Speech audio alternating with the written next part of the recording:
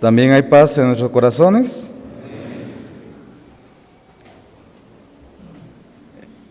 La palabra del Señor siempre, hay un texto bíblico que a mí en lo personal me ha sido de mucha bendición cuando se trata de la obra del Señor, y es el que aparece en Romanos 14, 19, en relación a contribuir a la paz y a la mutua edificación. Yo quiero contribuir esta mañana a la paz también de cada uno. En relación a este tema, quiero, antes de darle conclusión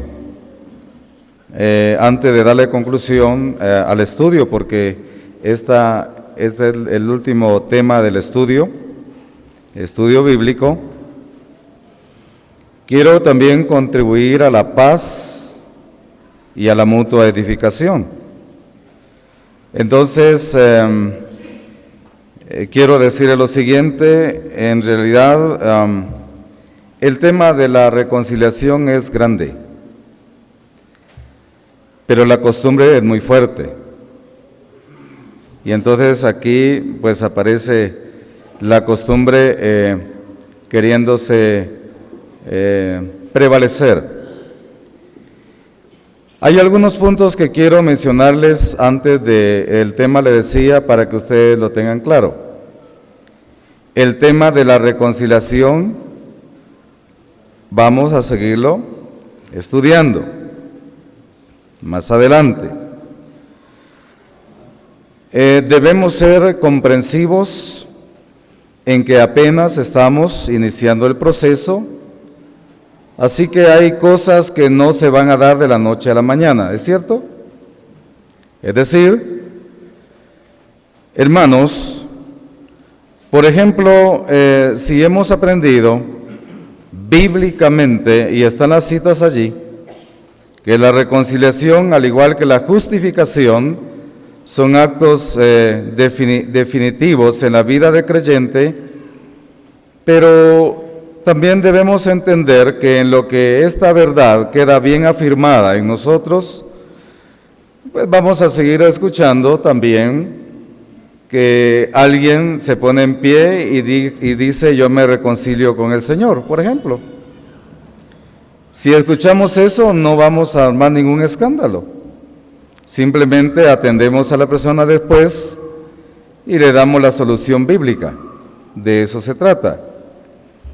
Por otra parte, hermanos, es muy importante decir que en el compromiso de estudiar la palabra del Señor, vamos a ir avanzando en el sentido de que en lugar de decir que la reconciliación no existe, es al revés. Es una doctrina bíblica. Es una realidad. Lo que pasa es que tal vez el inconveniente va a ser con los predicadores del Evangelio. Pero el Evangelio realmente se predica para el pecador, ¿no es cierto? Para eso es el Evangelio. Sin embargo, por ejemplo, si ahí mismo existiera la necesidad de llamar a creyentes que se han separado del Señor en el mismo ministerio del Evangelio, el primer llamado a ese creyente es al arrepentimiento. Ese es el llamado, porque arrepentimiento hay tanto para el creyente como para el inconverso también. Ahora, hermanos, en ese sentido también es muy importante saber que lo primero que pierde el creyente cuando peca es la comunión con el Señor. Hay un llamado también a la comunión con el Señor. Es un llamado a restaurar su comunión. En resumen, para el creyente, la palabra es restauración. Esa es la palabra para el creyente, lo que debe buscar después de haber pecado. En relación, hermanos, también es muy importante aclarar algunos temas más, como por ejemplo, en relación al privilegio para el hermano que ha sido puesto en disciplina pública. En ese sentido, en cuanto al tema de la disciplina pública, quiero decirle lo siguiente.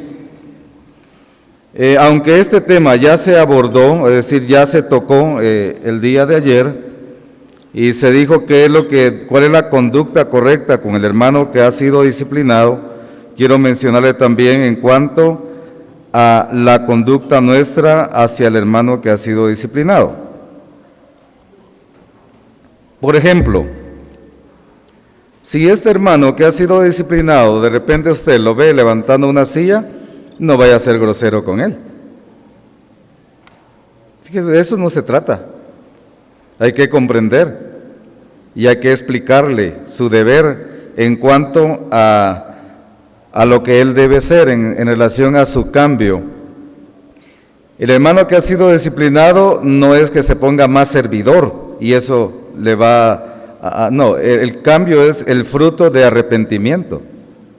Porque muchas veces el que ha sido disciplinado es el que más sirve en la congregación. Y los que están en comunión no aparecen. Ese es un gran problema. Entonces ahí es donde hay que hacer uso de sabiduría del Señor para que poder actuar convenientemente y en el amor fraternal, porque nosotros sabemos que somos hermanos en Cristo y el amor debe prevalecer. La congregación no es un destacamento militar, hermanos. No es. Aunque a algunos hermanos siempre les gusta decir aquí que fueron militares. Hermanos, en la congregación somos hermanos en Cristo. Y una identidad de creyentes es que nos amamos los unos a los otros. ¿Es cierto?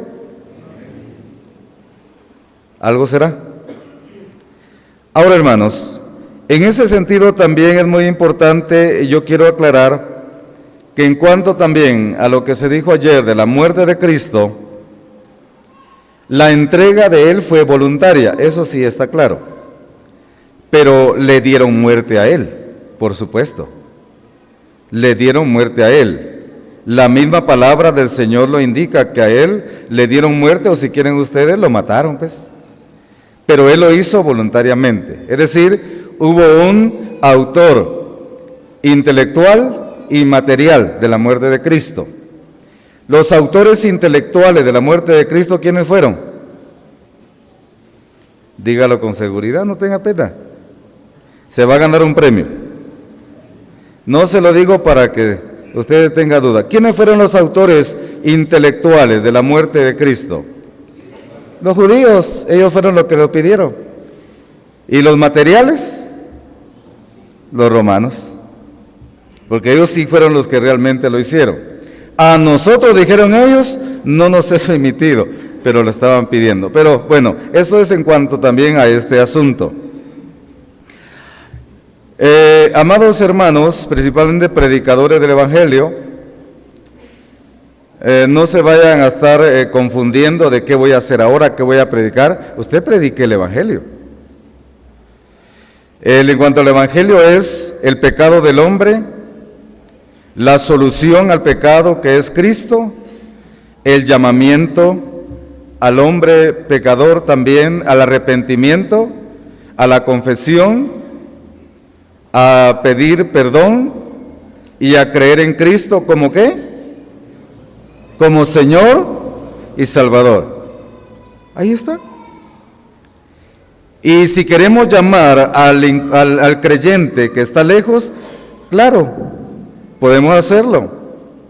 Llamarlo al arrepentimiento, porque él debe arrepentirse también de sus pecados, del pecado cometido, el pecador, es decir, el creyente que se ha apartado. Llamarlo a volver a la comunión con el Señor, porque esa la perdió, y arreglar sus cuentas con Él. Y si algún predicador del Evangelio dice, reconcíliate, no nos vamos a pelear con él, en lo que vamos aprendiendo poco a poquito, ¿está bien? De eso se trata, hermanos. Y ahí vamos aprendiendo poco a poco, para que reine la paz. No hay, porque hermanos, por encima de esto está la unidad del pueblo del Señor. ¿Está bien? Está la comunión unos con los otros y está la armonía que debemos gozar. Es decir, esto no es para escándalo, es para seguir aprendiendo poco a poco. Y si usted algún día dice, mire hermano, mi posición es que el creyente también debe reconciliarse, pues ¿qué le vamos a hacer? Es lo que usted piensa y sigue siendo mi hermano. ¿Ya vio? Eso es contribuir a la paz y a la mutua edificación. Es que como somos ovejas del Señor, ¿no? Y usted es mi hermano y yo soy su hermano. Así que tranquilos, todo eso es un proceso, pero el que quiere aprender o aplicar la verdad bíblica de ahora, ya le dijimos cómo hacer. No hay ningún problema. Así que usted tranquilo. ¿Desayunó bien? Muy bien. Yo creo que el almuerzo va a estar mejor, hermanos. No es que ya he ido a registrar, pero ya sé que va a estar mejor. Así que, hermanos, de verdad, ya vieron que hay cosas que, ¿para qué ser tanto? Cuando nos amamos y amamos la unidad, no hay ningún problema. Usted sigue adelante. Y como le dije, si estoy en su asamblea, y usted como predicador invita a un creyente a reconciliarse, no nos vamos a agarrar de los pelos.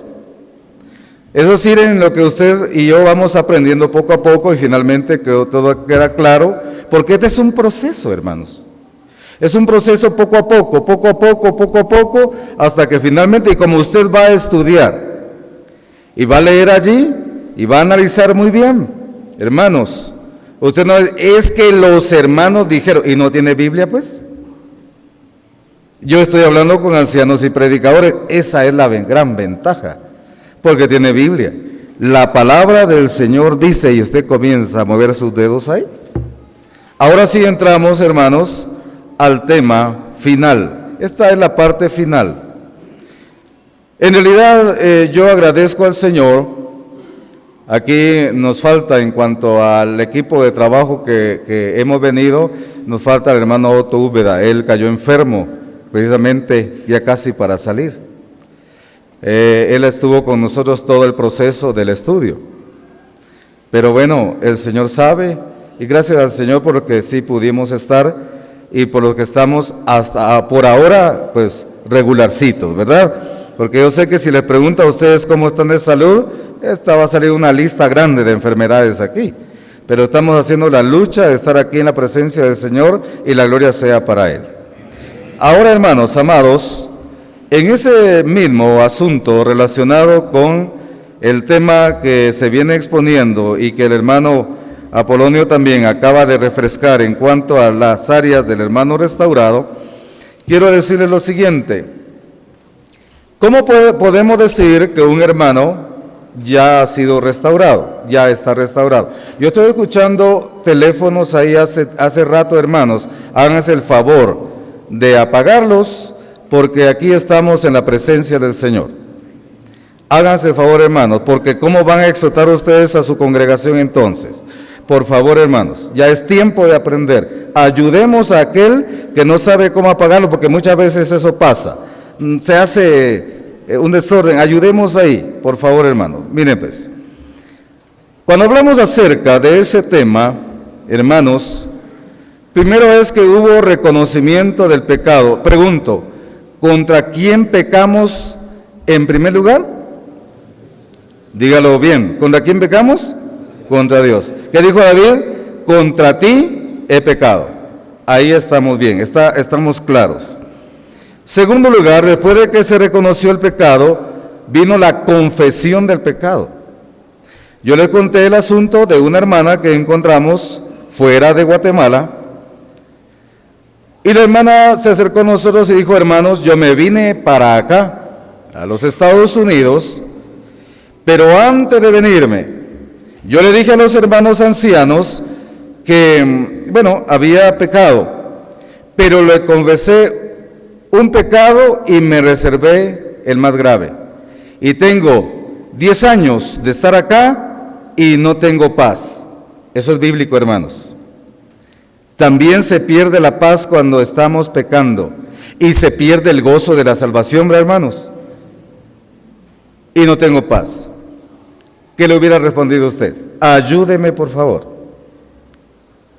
Hermana, no se preocupe, ya pasó el tiempo, no tenga pena, además me cae bien, y no sé, ¿qué le hubiera respondido usted?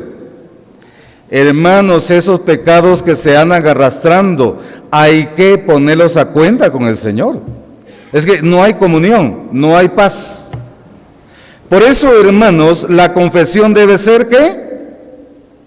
Total, sin reserva de lo que ha ocurrido. Estoy haciendo un repaso. Se debe recibir la corrección bíblica, y aquí hay dos cosas. En algunas veces solo basta la amonestación, ¿sí? La llamada de atención. ¿Por qué, hermanos? Porque si la hermana le va a decir a usted, por ejemplo, mire, hermano, yo realmente me molesté con la hermana y no tengo paz, queda disciplinada. Tampoco se trata de andar disparando disciplina cada rato. Ahí es solo la amonestación, ¿no? Porque usted va a evaluar, va a juzgar bíblicamente. Pero también hay otros pecados que después de haberlo confesado pasan por disciplina pública. Y ahí, hermanos, no es tanto en sí por calificar pecados, sino también se refiere a la gravedad del daño causado. Repercute, ya dijimos, sobre 5 áreas, ya se le quedaron las 5 áreas, ¿verdad? Sí, si le preguntamos pueden contestar bien. Repercute el pecado y sobre la gravedad del daño causado puede ser sometido a disciplina. Luego viene la solicitud de la restauración. Amados hermanos, ustedes han visto mi conducta, han visto mi perseverancia, he estado con ustedes acá y yo vengo a solicitar por favor mi restauración. Miren, y entonces ahí viene el proceso de restauración. Y si juzgamos bíblicamente, entonces es restaurado. Ese en sí es, hermanos, el resumen de un hermano restaurado. Ahora hablemos de irregularidades. O sea, cosas que no están bien, pero que ocurren en la congregación. Primero, hablemos acerca de casos en los cuales únicamente se necesitaba la amonestación. Entonces la pregunta es, ¿por qué fue disciplinado públicamente? Si el pecado confesado hacía necesaria únicamente la amonestación, la pregunta es, ¿por qué entonces fue disciplinado públicamente? ¿Y por qué fue sometido a un tiempo para estar allá sin hacer nada? Miren, hermanos, por ejemplo, Mateo 18:15, mire, aquí hay algo importante, leamos. Mateo 18:15. En este sentido, Mateo nos habla acerca de esa relación fraternal. Dice Mateo 18:15, por tanto, si tu hermano peca contra ti, ve y repréndele estando tú y él solos. Si te oyere, has ganado a tu hermano. ¿Ya vio? ¿Nos ofendemos algunas veces?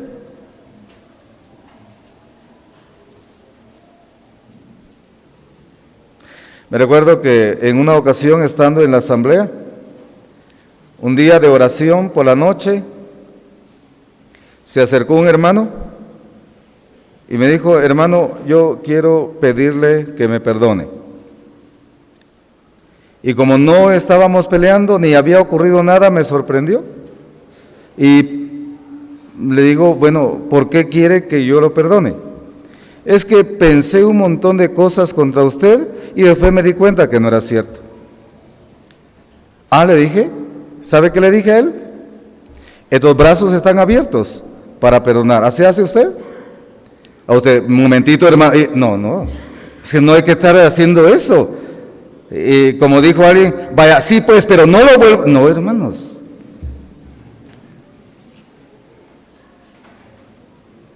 Y se terminó. Ahí se terminó todo.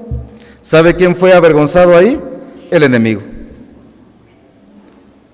Mirad, dice, cuán bueno y cuán delicioso es que los hermanos habitemos juntos en armonía. No, yo no dije, mire hermano, aprovechando que vamos a ir con los ancianos, vamos a ir. Y no, hermanos, simplemente una plática entre él y yo, sí se terminó, se quedó arreglado. El amor fraternal, eso debe prevalecer en la congregación. Creo que en la congregación no habemos enemigos, ¿verdad? ¿O sí? Eso es triste. Siguiente caso. Casos en los cuales se estiró, como que fuera hule, se forzó el texto bíblico para satisfacer una venganza personal. El texto no dice eso, pero lo estiramos para ver si lo enganchamos a aquel para que fuera disciplinado. Amados hermanos, ese es un gran pecado. Y eso tiene su advertencia en la palabra del Señor. Leamos Deuteronomio 12:32 y ayúdenme a leer uno de ustedes. No sé quién ganaba manejos bíblicos aquí. Deuteronomio 12:32.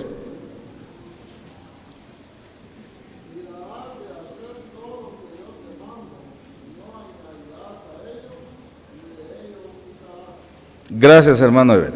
Mire, ahí está. Proverbios 36. Toda la palabra de Dios es limpia, no añadas, para que no sea reprendido y seas hallado mentiroso. Si la palabra del Señor no dice eso, ¿por qué yo le estoy dando una interpretación privada? Para que a ver si alcanza el caso del hermano y lo arrastramos a ser disciplinado. Ese deseo de venganza, el hermano que en la asamblea tiene deseo de venganza, es un hermano enfermo. Es un hermano que no debería estar haciendo uso de ministerios y tampoco partiendo el pan, porque está enfermo. Hermanos, no se debe forzar el texto bíblico para satisfacer una revancha personal. La asamblea no es un ring de boxeo. En la asamblea hay creyentes que deben dar un testimonio poderoso de su cambio de vida para no perjudicar la predicación del evangelio. Porque cada asamblea, hermanos, realmente cada asamblea es una antorcha, es un testimonio. Por eso cuando se establece, ya no se dice vamos a sentar la mesa, se dice vamos a establecer un nuevo testimonio. Ahí quedó alumbrando. Entonces, hermanos, si nos andamos mordiendo adentro, ¿qué va a pasar con el incrédulo? Ahora, otro asunto en relación a de las irregularidades, hermanos. Casos en que se aplicó la disciplina, pero no se mencionó el pecado.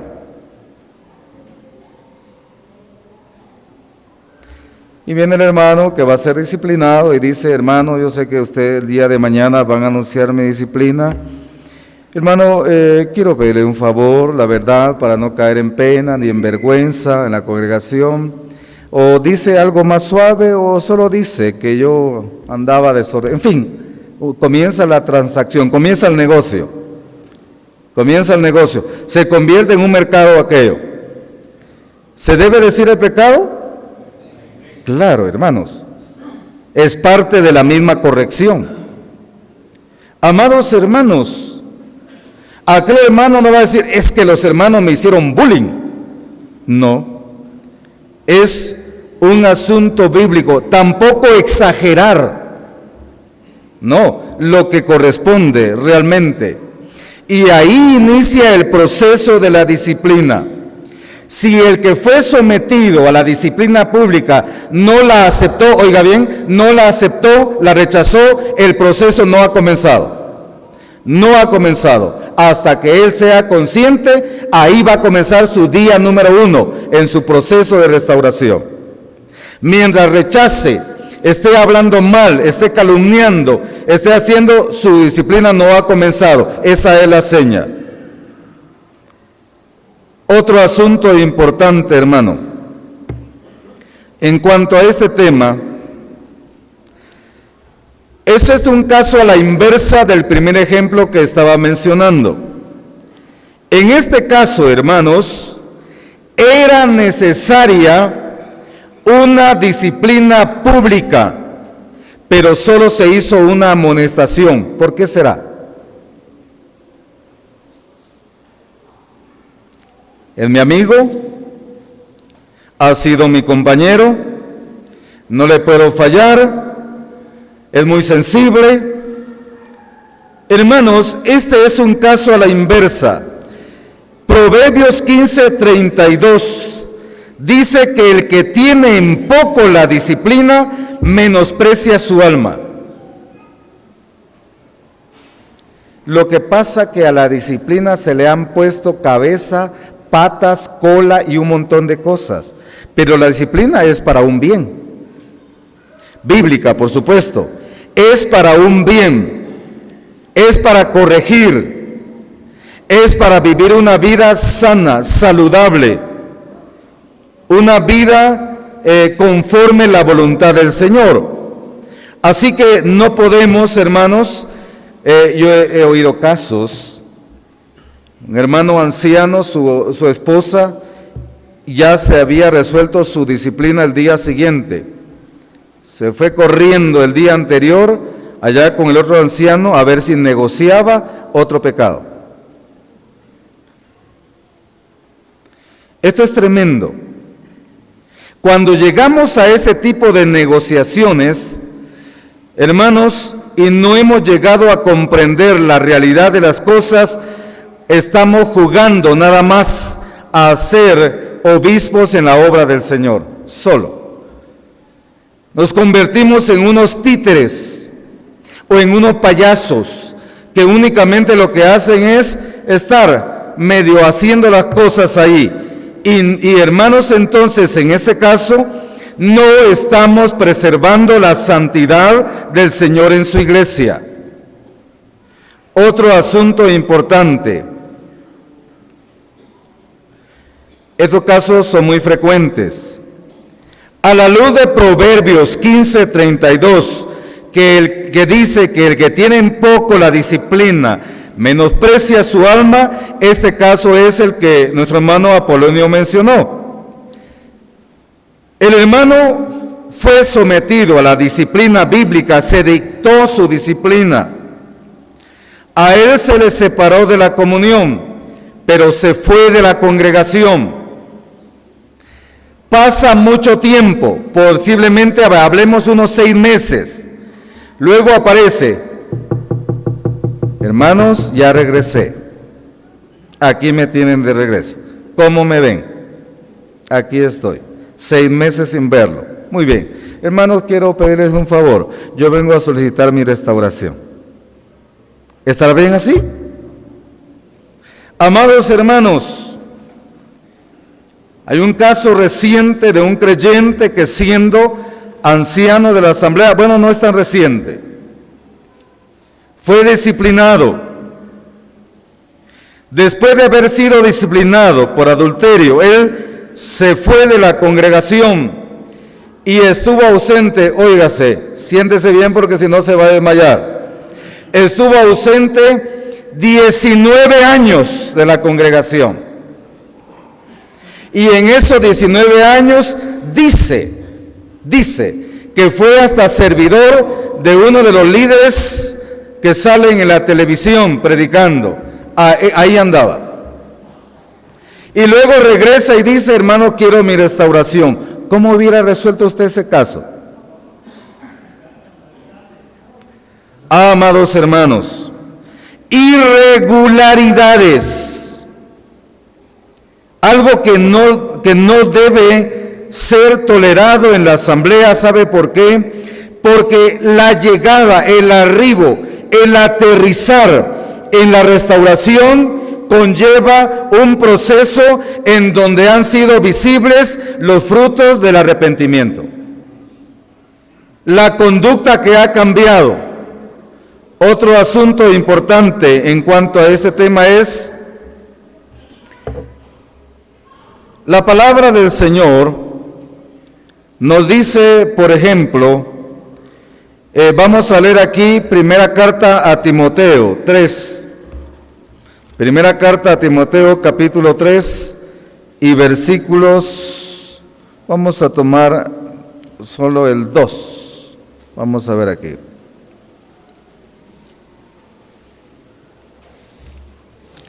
Primera carta a Timoteo capítulo 3, versículo, vamos a ver,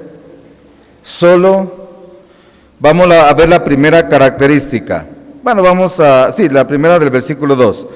Pero es necesario que el obispo sea irreprensible. Esa característica vamos a ver. Ahora vamos a lo siguiente. Por ejemplo, hermanos, el pecado del creyente se cometió y fue un pecado tan notorio, tan público, tan conocido.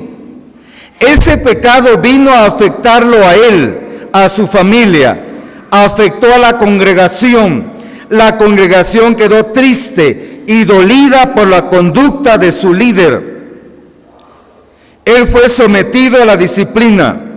A los pocos meses, él, siendo anciano, comienza a presionar a los hermanos.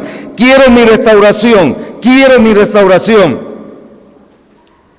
Finalmente los hermanos ceden al chantaje, porque hay hermanos que han dicho, quiero mi restauración, o si no, ustedes tienen la culpa que yo me vaya de una vez al mundo. ¿Así? Eso es un chantaje.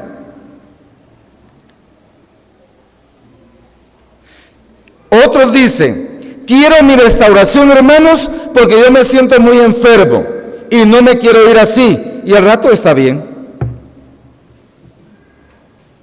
Y entonces los hermanos, después de la presión, cedieron a la presión, aflojaron los hermanos, y cuando ya fue restaurado, bueno, ahora quiero volver al ancianado nuevamente. La presión sigue, hermanos, pero como ya le dio,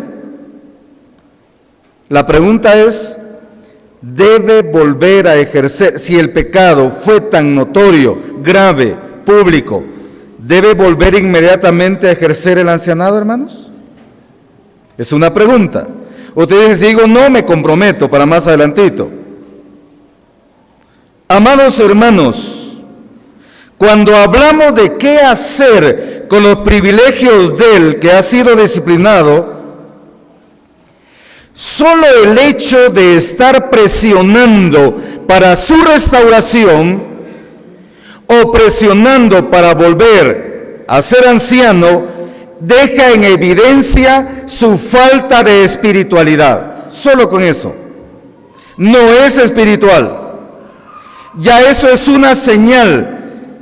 Es una señal que por sí misma está diciendo que no es conveniente, porque usted en el futuro se va a enfrentar a grandes problemas por haber permitido que aquel volviera a ejercer o a ubicarse en la misma posición después de un asunto grave. Pero usted está permitiendo, está colocándose o está echando escorpiones en la bolsa. Usted lo está permitiendo. Y después va a estar llorando. Algo muy importante, hermanos. Fíjese que ha habido casos en que después, por ejemplo, de un pecado inmoral, ¿sabe a qué me refiero con pecado inmoral, verdad? ¿Sí? Fornicación, adulterio y todo. Bueno, viene el restaurado, aborda al público y quiere dar una enseñanza. Un creyente lo escuchamos desde el púlpito decir, hermanos, yo sí tengo con qué enseñarles acerca del adulterio porque ya pasé por ahí. Parece chiste, parece sí, pero no lo es. ¿Qué cosas, no? Y entonces la congregación, porque conoce la conducta de aquel que está aquí, no sé qué lo tiene aquí. La cosa es que no va a servir para nada aquí. Porque viene apenas comenzando su proceso. Porque así como la gravedad del daño, también el proceso va a ir progresivamente, poco a poco, poco a poco. Y los hermanos que están ahí sentados cierran la Biblia. No le digo cierren la Biblia, no le estoy diciendo eso. No, que los hermanos cierran la Biblia y no lo quieren escuchar. Y el hermano comienza a quejarse, que los hermanos, no sé qué, ¿quién tiene la culpa? A ver, él, porque no es consciente de dónde viene. No viene de una victoria espiritual, no viene de una victoria, viene de una derrota espiritual. Y él debe comenzar su proceso, es que él debe entenderlo, es el sentido común. Él mismo debe decir, yo no quiero pasar vergüenzas o que un hermano allá me grite cosas. Y él mismo debe saber que no es su tiempo, por favor, no hay necesidad que lo estén jalando. No es mi tiempo, algún día será, pero todo eso es un proceso después de su restauración. Hermanos, ahora hay un asunto más grave. La congregación no le dijo nada porque le da pena. Y con el hermano tiene un mal carácter. Mal carácter. Nadie se le atreve a decir nada porque saber qué va a responder. La pena y la vergüenza es cuando quienes lo ubican en su lugar son los incrédulos. Se oyó del caso de una incrédula que entró a una congregación a gritarle a un predicador, porque éste estaba predicando, pero tenía un mal testimonio en la comunidad. Miren, hermanos, la palabra del Señor, por ejemplo, Génesis capítulo 12. En Génesis capítulo 12 tenemos la historia de Abraham. Ahí todavía es Abraham. Cuando él descendió a Egipto por el hambre que estaba azotando a la región, Abraham tropezó. ¿Sí? ¿Por qué tropezó? Porque él mintió por temor de su vida. Y cuando Faraón oyó esa mentira, pues él quiso tomar a la mujer de Abraham. ¿Cómo se llamaba ella? Sarai. No tiene tilde en la i. Quiso tomar a Sarai. Pero, hermanos, como Dios no lo permitió, porque por Abraham Sarai hubiera sido deshonrada ahí. Pero Dios no lo permitió. ¿Sabe quién reprendió a Abraham? El faraón. O sea, las tinieblas a la luz. Eso, hermanos, nos debe llamar la atención. Cuando hablamos de ministerios y de restauración o los privilegios, hemos oído abundantemente, hermanos. Todo eso es gradual a su tiempo, en su momento. Si el creyente es sumiso a la palabra y va paso a paso, hermanos, hasta la misma congregación más adelante le dará la oportunidad de comenzar otra vez a ejercer sus ministerios. ¿Para qué precipitarse? No. Poco a poco, vez tras vez, un proceso, como dijimos, hermanos, progresivos. Ahora vamos a arribar a ciertas conclusiones. Hermanos, las conclusiones del estudio, porque estas conclusiones abarcan no solamente sino el de la Barranca Grande y el anterior, 3, en el tema de la disciplina. Número 1, hermanos, no podemos hablar de vida santa en la iglesia sin reconocer la importancia de la disciplina en la formación de la vida saludable de los creyentes. ¿Es necesaria la disciplina en la iglesia, hermanos? Pero la disciplina bíblica, por supuesto, bíblica. Muy bien. Otro aspecto. La disciplina tiene como propósito principal la corrección. Oiga bien, esto se le llama corrección y aquí está la destrucción. La disciplina no es para destruir la vida de los hermanos, es para corregir. Así que, hermanos, si hay un creyente que ya corrigió y su conducta se ve realmente que evidencia los frutos de arrepentimiento, ¿por qué los siguen manteniendo atrás? A ver, eso sería ya por venganza. Otro asunto importante, hermanos. Todas las irregularidades que estorben el debido proceso de la disciplina, hermanos, no son más que estrategias humanas que no pueden agradar a Dios ni permiten que la santidad de Dios fluya en la vida de la iglesia. La disciplina debe correr libre para corrección. Y óigase bien, hoy nosotros estamos recibiendo una disciplina. ¿Cómo se llama esta disciplina? ¿Cómo se le llama? Preventiva. Esto es disciplina, es la palabra del Señor. Esto es parte de la formación también. Hermanos, cuando un creyente ha sido restaurado en el fiel cumplimiento de la palabra de Dios, el paso del tiempo hace evidente una vida saludable. Nadie, absolutamente de los que estamos aquí, estamos exentos de fallarle al Señor, ¿es cierto? Aquí no debe haber un concurso de justos, de legalistas. No, hermanos, todos, mientras estemos en esta carne ingrata, estamos sujetos en algún momento en fallarle al Señor. Pero ¿qué es lo primero que debemos hacer, hermanos? ¿Calentar el pecado? No dar mucho tiempo para el arrepentimiento, la confesión, apartarse del pecado, disciplina pública si es necesario, si no, amonestación y luego, hermanos, restauración. Ese es el proceso. Gálatas 6:1 que dice, vosotros que sois espirituales, que sois espirituales.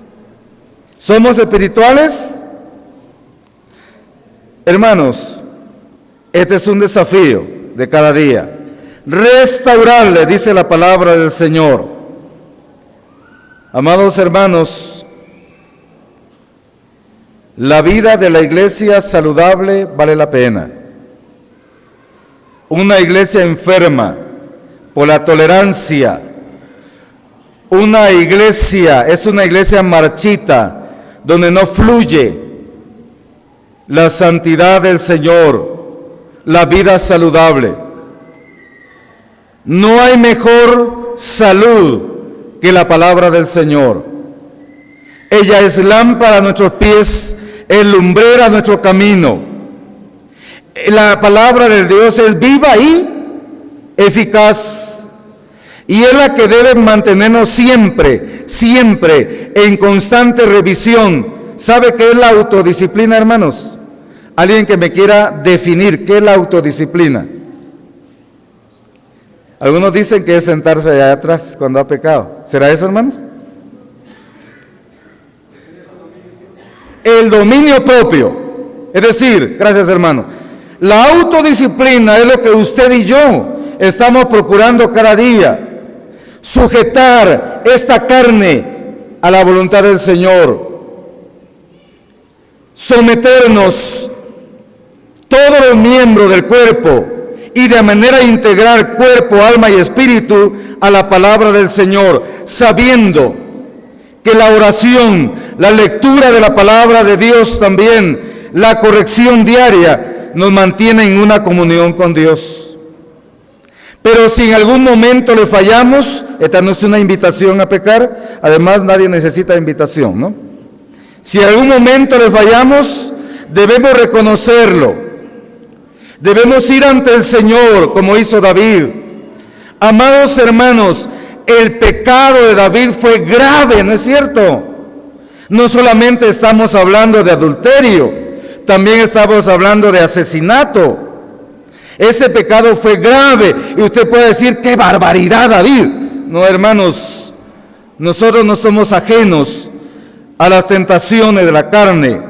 Pero sabe una cosa, cuando inicia el proceso de su restauración, Él inicia con el reconocimiento: contra ti he pecado, Dios, solo contra ti.